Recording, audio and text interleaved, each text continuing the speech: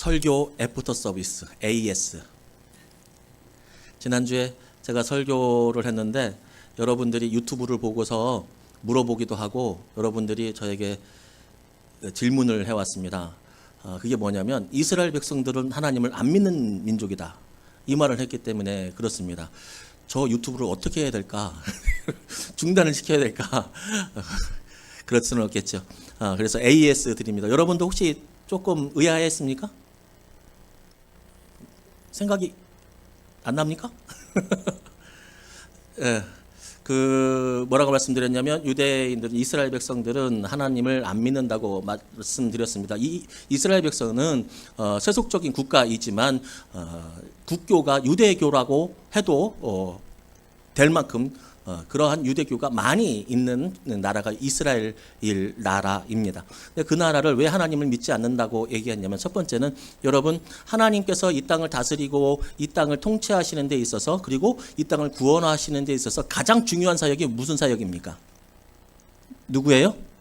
예수님이 이 땅에 보내신 사건입니다. 그리고 예수님을 무엇하신, 부활시킨, 예수님이 부활한 게 아니라 하나님이 예수님을 부활하셨기 때문에 예수님이 부활하셨던 이 사건입니다. 여러분, 이거 안 믿으면 하나님 믿는 겁니까? 안 믿는 겁니까?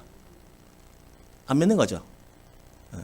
자, 또 두 번째, 하나님은 한 분이십니다. 그러나 동시에 세 분이시기도 합니다. 그것을 인간들은 이해할 수 없는 신비인데 삼위일체라고 부릅니다. 맞죠? 삼위일체는 무엇입니까? 성부, 성자, 성령입니다. 성자는 누굽니까? 예수님. 예수님을 하나님으로 인정하지 않으면, 하나님의 삼위로 인정하지 않으면 하나님을 믿는 겁니까? 안 믿는 겁니까? 믿는 거야? 안 믿는 거야? 안 믿는 거죠. 유대교는 예수님을 인정합니까? 안 합니까? 예수님은 하나의 선지자로 인정합니다. 이스라엘 백성들은 하나님을 믿는 나라입니까? 안 믿는 나라입니까? 유대교는 하나님을 믿습니까? 안 믿습니까?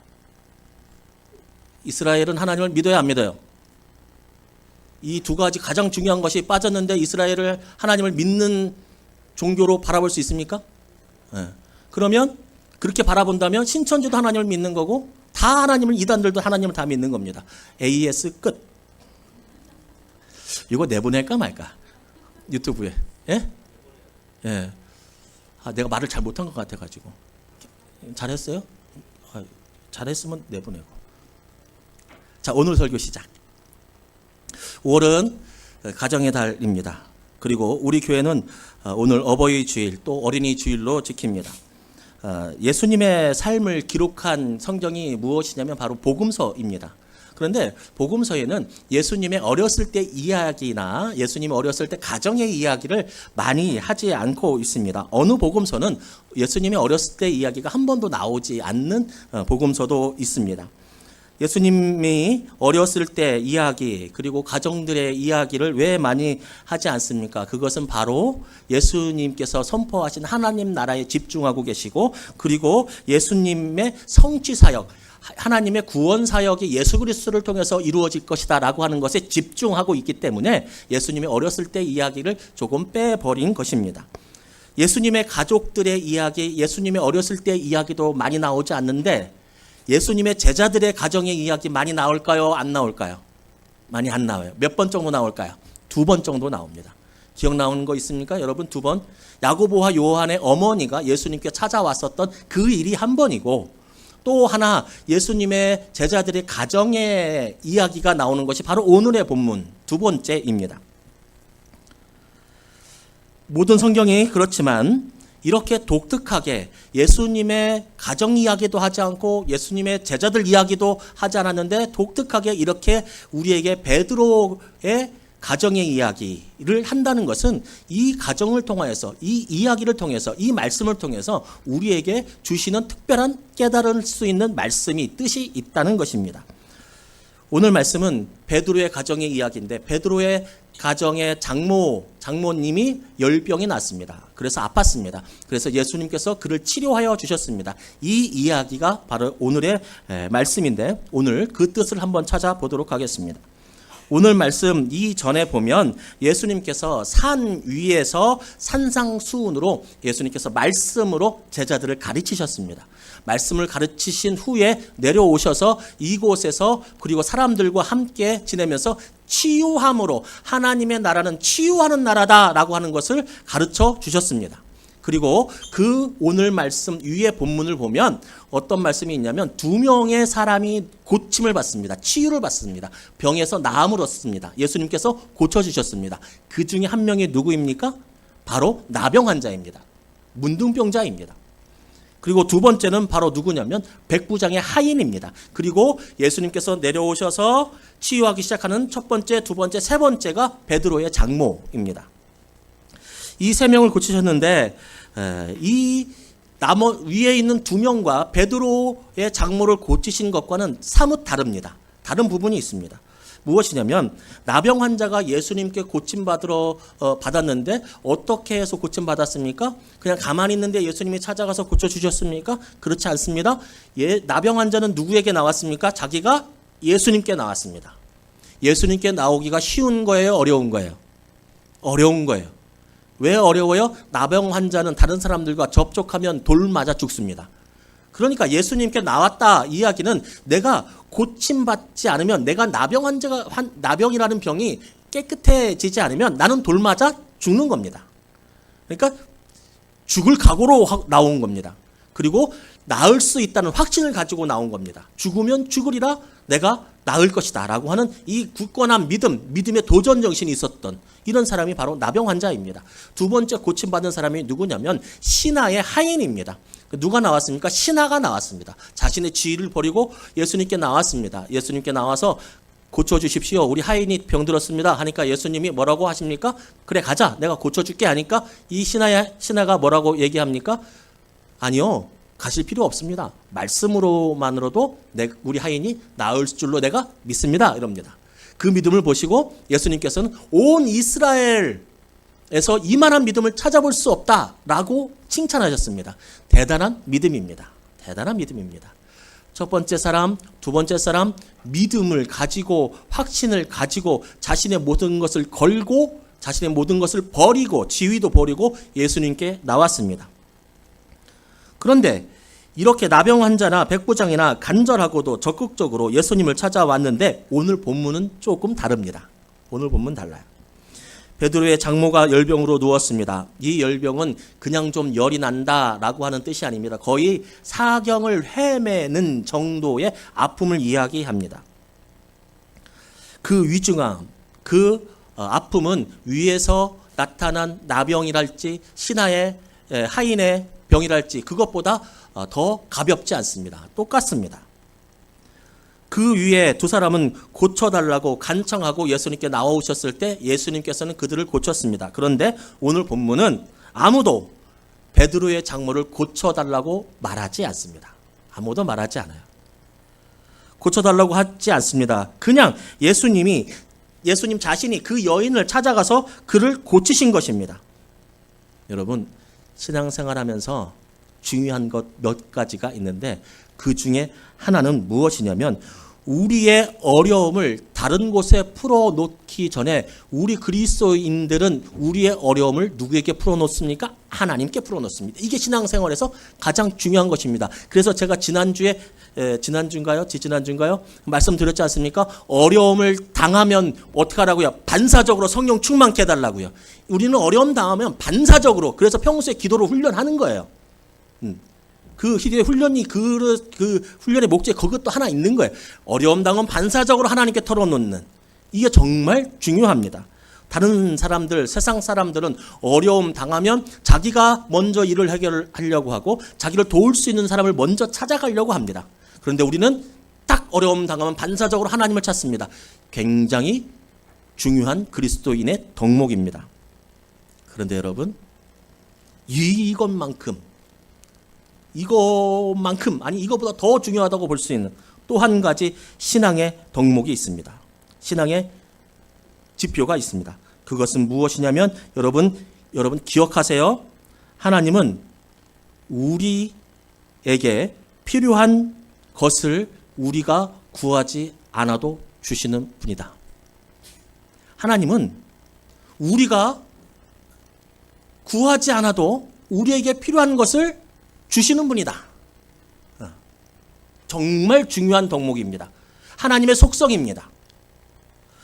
우리가 무엇을 필요로 할지도 모르는 그러한 우매한 상황에 있을지라도 무엇을 구해야 할지도 모를 만큼 당황하고 힘들어 할 때라도 하나님은 우리의 필요를 아시고 우리에게 가장 좋은 것을 주시는 분이십니다.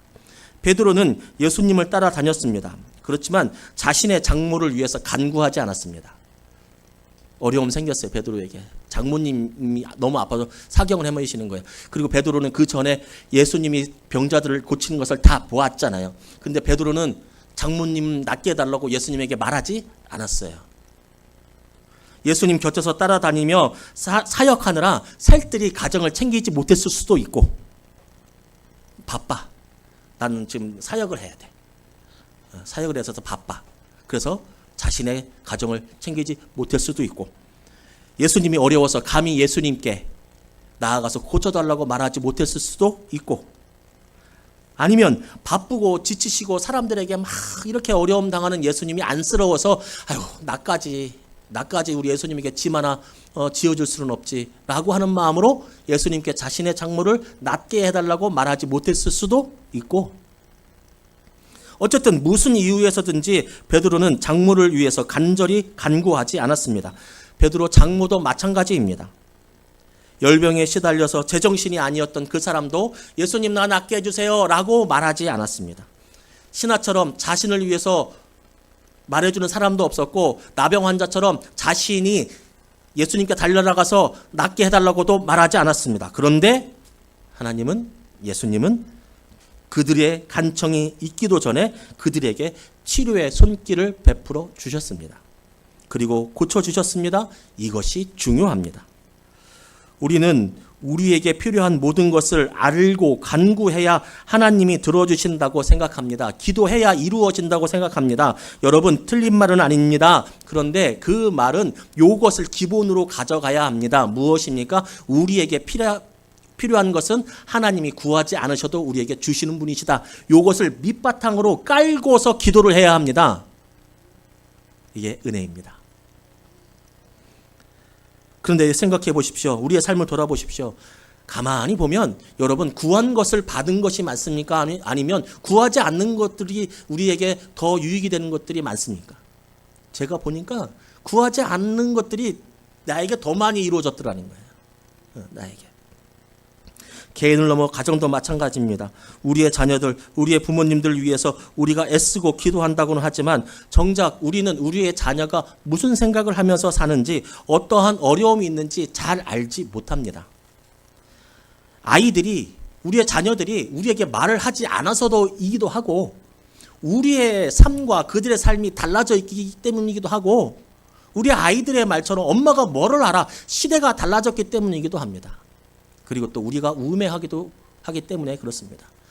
나이가 들면 자녀에 대한 예화를 들지 말라고 합니다. 아직 4학년이니까 제가 우리 아들 이야기를 한번 해보자면, 고현이가 밤에 어렸을 때부터 지금까지, 현재 바로 얼마 전까지 밤에 잠을 누우면 1시간 내에 자는 법이 없습니다. 왔다 갔다 뒤척이고 막 발로 차고 엄마 막 그래요. 여러분, 결론이 뭔지 아십니까? 결국은 울고 자는 겁니다. 왜 울까요? 막 기도하다가 갑자기 왜 울까요? 혼나서 웁니다. 결국 울다가 잡니다. 이게 패턴이었습니다.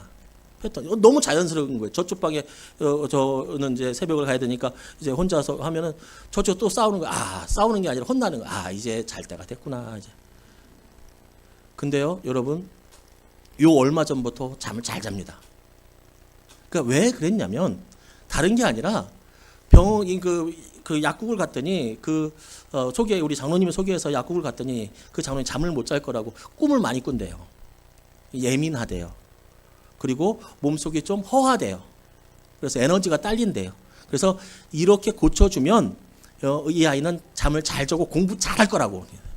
공부 못하기만 하면 내가 쫓아가지고 내가 고소를 하든지 공부도 잘할 거고 잠도 잘 잘 거래요. 그 약을 먹고 정말 잠을 잘 잡니다. 제가 우리 고현이 잠잘다는 이야기를 왜 합니까? 십몇 년을 혼냈어요. 십몇 년을 혼냈어요. 잠 안 잔다고. 제 속으로 우리가 난 새끼인데도요, 아이를 잘 알아요, 몰라요? 몰라요. 세상에서 쟤를 잘 아는 사람이 저일 건데, 그런데도 다 몰라요. 혼내는 거예요. 잠 안 잔다고. 우리가 우리의 자녀들 다 압니까? 그들의 고통을 다 압니까? 모릅니다. 우리의 부모님의 고통과 고난을 다 아십니까, 여러분? 생각들을 다 아십니까? 여러분, 우리는 부모님에 대해서도 잘 알지 못합니다. 왜입니까? 자식 걱정시킨다고 엄마들이 우리에게 어렵고 힘든 얘기를 안 합니다. 일단은. 두 번째, 그들과 우리의 관계가 우리가 그들을 그렇게만큼 사랑하고 관심이 별로 없습니다. 우리 부모님이 관심이 있지만 그렇게 그들의 아픔을 다 알 만큼 관심이 없습니다. 자식이 새벽에 아프면 병원에 들쳐업고 갑니다. 부모님이 새벽에 아프시면 약 드시라고 합니다. 약 드시라고. 우리의 집중은 세상과 자녀와 이런 것들에 있지 부모님에게 많이 없습니다. 그래서 우리는 부모님에 대해서, 부모님의 고통에 대해서, 아픔에 대해서, 생각에 대해서, 우울에 대해서, 잠자지 못함에 대해서 잘 알지 못합니다. 이게 우리의 한계입니다. 그러니 잘 알지도 못하니 그들의 필요를 위해서 우리가 기도한다고 얼마나 정확한 기도를 하겠느냐는 거예요. 알지도 못하는데. 정확히 기도하기 어렵습니다. 그런데 앞에서 말씀드렸다시피 예수님은 베드로가 구하기 전에, 베드로의 장모가 구하기도 전에 우리 주님은 베드로의 가정의 문제를 해결해 주셨습니다. 구하기도 전에 해결해 주셨어요. 이것이 은혜이고 이 마음으로 다가오시는 분이 바로 하나님이시고 예수님이십니다. 우리의 가정의 어려움, 내 자녀의 어려움, 우리 부모님의 어려움, 또 내 배우자의 어려움 다 나는 알지 못하고 세세하게 기도하지 못해도 하나님은 그것들 기도해야만 응답해 주시는 분이 아니라 하나님은 우리를 돌보시고 은혜를 먼저 베풀어 주시는 분이라고 하는 것입니다. 여러분, 이 말이 기도하지 않아도 하나님은 알아서 다 하니까 우리는 기도하지 맙시다 이렇게 들리십니까? 아닙니다. 이 말은 무엇입니까? 하나님은 그렇게 끔찍히 믿음의 가정을 사랑하고 계신다는 겁니다. 그렇게 끔찍히 먼저 나보다 더. 자, 그러면 그 사랑을 받는 우리, 그 사랑을 받은 베드로 가정, 베드로는 구하지도 않았는데 구원을 체험했어요. 구하지도 않았는데 베드로의 장모는 병이 나았고 구원을 체험했어요. 죽음에서 나음을 받았어요. 그러면 그들은, 그리고 또 우리는 무엇을 해야 합니까? 무엇하며 살아가야 합니까? 바로 베드로가 예수님의 곁을 떠나지 않고 예수님 곁에 자리를 지켰던 것처럼 우리도 하나님의 곁, 예수님의 곁, 성령님과 동행하는 삶을 살아야 합니다. 이게 중요합니다.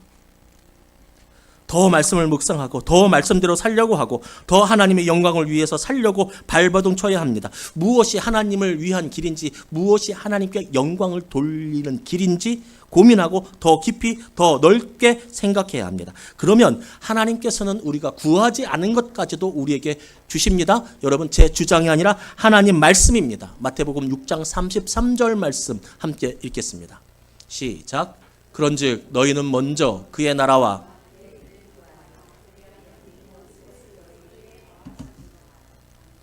아멘.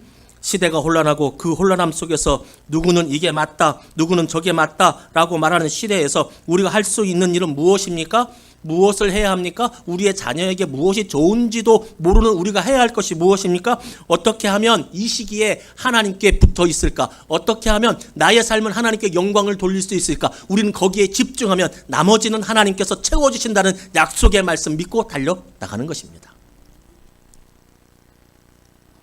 교회도 마찬가지입니다. 어떻게 하면 우리가 하나님의 영광을 올려드릴 수 있을까? 그것에 대해서 고민하고 하나님 곁에 붙어 있을 때, 말씀 부여잡고 있을 때, 그때 교회는 하나님께서 해결해 주는 역사를 맛보게 될 것입니다. 여러분, 다른 것보다 무엇보다 베드로처럼 하나님께 붙어 있기를 바랍니다. 우리 마음 가운데 하나님 모시고 하나님을 더 묵상하고 하나님의 영광을 드러내고자 목표를 삼고 달려나갑시다. 그러면 하나님께서 가정의 주인으로서 우리를 이끌어 가시고 우리와 함께 해 주신다는 것. 부모를 공경하고 부모들은 하나님의 마음을 따라서 자녀를 노엽게 하지 않고 자녀를 존중하는 것. 그것 또한 하나님의 뜻이죠. 그러니까 그것 또한 잘해야겠습니다. 그리고 하나님께 붙어서 더욱더 하나님의 영광을 드러낼 수 있는 고민하는 그리스도인들. 하나님은 우리가 구하기도 전에 우리의 쓸 것을 미리 아십니다. 마태복음 6장 8절 말씀입니다. 시작. 그러므로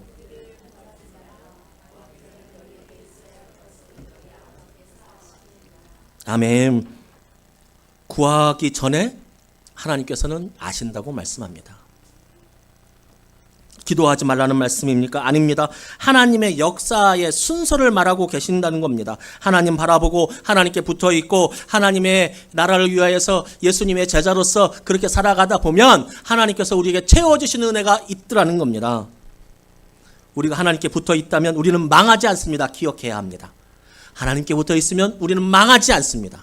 우리에게는 하나님께서 주시는 복과 은혜가 있습니다. 우리가 하나님 나라의 백성임을 기억하십시오. 하나님 나라의 백성은 국민을 보호하는 것은 국가이고 나라입니다. 하나님 나라에서의 백성은 우리인데 우리를 보호하시는 분은 바로 주권을 가지신 하나님이 보호하십니다. 8장에 나와서 고침받은 사람들은 앞에서 말씀드렸다시피 세 사람입니다. 이 예수님 당시 이 세 부류의 사람은 다 약점이 있는 사람들입니다. 그런데 그들도 하나님 나라의 백성으로 부름받았고 그래서 하나님이 지켜주셨고 돌보아 주셨습니다. 이 말을 기억하고 갑니다.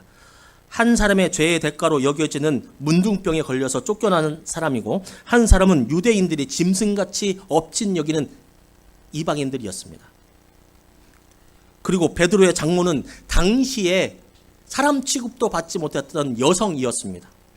이 세 종류의 사람 모두 사람 취급 받지 못하는 사람들이었습니다. 그럼에도 불구하고 예수님은 그들을 고쳐주셨습니다. 이 사람들을 고쳐주심으로 새로운 하나님 나라를 시작하시는 것입니다. 마태복음의 문체로 보자면 예수님은 산상수훈에서 천국을 말로 선포하시고 그 다음에는 행동으로 하나님 나라를 보여주십니다. 치유받는 것. 인간 취급도 받지 못했던 그들이 치유받고 예수 그리스도의 자녀가 되고 하나님 나라의 백성이 되고 하나님의 돌보심을 받는 백성이 된다. 이것을 예수님은 몸소 보여주신 것입니다. 그전에는 말로, 지금 행동으로. 어려움 당하고 소외된 사람들을 다시 회복시켜 주심으로 하나님 나라를 보여주셨는데 여러분, 어렵고 소외된 사람들, 그들이 누구입니까? 다름 아닌 우리입니다. 우리도 그렇습니다. 하나님 나라에 들어갈 수 있을 정도로 온전한 사람은 아무도 없기 때문에 우리도 소외되고 버림받은 사람들입니다. 그리고 그 사람들을 회복시켜 주신 이야기가 바로 오늘의 이야기고 우리의 이야기이기도 합니다. 여러분, 천국은, 하나님 나라는 부족하고 죄 많은 사람들이 하나님의 다스림에 들어가서 죄로 끊어졌던 하나님과의 관계를 연합하고 회복하는 것입니다. 그리고 이전에는 세상에 속했던 영혼과 육체가 이제는 하나님의 통치, 하나님의 다스림, 하나님의 보호하심을 받는 그런 존재가 되었다는 것입니다. 그 고침과 회복의 역사가 바로 하나님의 나라의 역사입니다. 또한 이미 회복되었지만 아직은 완성되어지지 않은 것이 바로 하나님의 나라입니다. 지금은 부족해서 육체의 영혼이 늘 괴롭힘 당합니다. 육체와 영혼이 병으로도 괴롭힘 당하고 마음적으로 힘들기도 하고 하나님께 나아가지 못하는 그러한 영적인 미숙함도 있습니다. 그렇지만 하나님 나라가 완성되는 날 우리는 온전한 모습을 가지고 하나님의 나라에 가게 될 것이고 그곳에서 하나님께서 주시는 상급을 받게 될 것입니다. 그렇지만 아직 하나님 나라가 온전히 임하지는 않았지만 그래도 명확하고 확실한 것 하나는 있습니다. 그것은 지금도 우리는 하나님의 통치와 다스림에 있는 하나님의 백성이라는 사실입니다. 때로는 힘들고 때로는 이해가지 않는 어려움과 역경과 환란이 우리에게 찾아옵니다. 아직은 미완성이기 때문에. 그렇지만 확실한 것은 역경과 환란이 있다고 해도 우리가 하나님 나라의 백성과 다스림과 보호를 받지 않는 사람은 아니라는 겁니다. 하나님은 지금도 동일하게 뭐하고 계신다? 역사하고 계신다는 겁니다. 이전에는 문둥병자나 이방인의 하인이나 여인들이 세상의 통치를 받아서 비천한 신분이었지만 예수님께서 그에게 손을 대시고 그들과 새로운 관계를 시작하시니 그들은 새로운 신분, 새로운 삶을 살아가게 됩니다. 이 땅에 살지만 이 땅에 속하지 않은 사람들. 이제 그들은 세상이 아닌, 악한 영이 아닌 하나님의 다스림을 받는 사람들이 되었습니다. 여러분, 혹자는 세상을 이렇게 바라봅니다. 여러분, 기존에 들어왔던 모든 신앙적인 믿음적인 가르침을 다 내려놓고 들으세요. 오케이? 다 내려놓고 들으세요. 세상과 악한 영과 하나님의 대립으로 이루어지는 것이 우리가 사는 이 세상입니까? 악한 영을 대적해야 하고 악한 영이 대적하는 것. 여러분, 그런 부분도 있기 때문에 이런 말들이 있지만 여러분 생각하십시오. 하나님과 마귀가 싸우고 있다. 맞습니까? 틀립니까? 세상과 하나님과 싸우고 있다. 영적인 전쟁을 하나님과 악한 영이 하고 있다. 맞습니까? 틀립니까?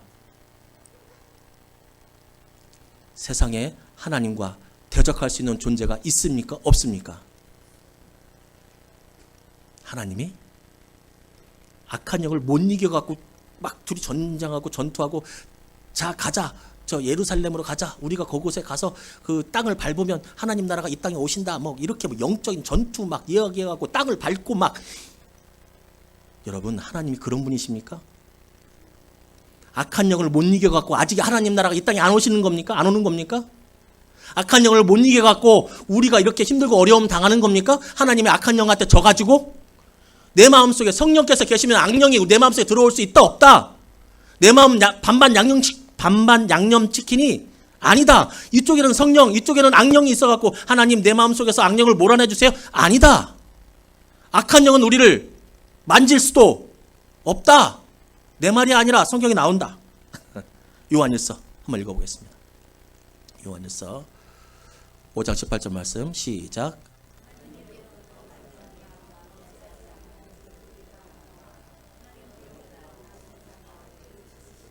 악한 자가 그를 만지지도 못하느니라. 아멘. 우리는 하나님께 소속이 되어서 하나님 옆에 붙어 있어서 우리가 구하지 않은 것까지도 하나님께서 우리를 지키시고 돌보신다는 겁니다. 그런데 이 세상도 그것을 깨트려 버릴 수가 없다는 겁니다. 나는 하나님 나라의 백성이니까 악한 것들은 나를 모하지도 못한다. 만지지도 못한다. 하나님 다 주권 아래에 있는 거예요. 특이한 경우 있죠. 아주 성경 역사에서 특이한 경우.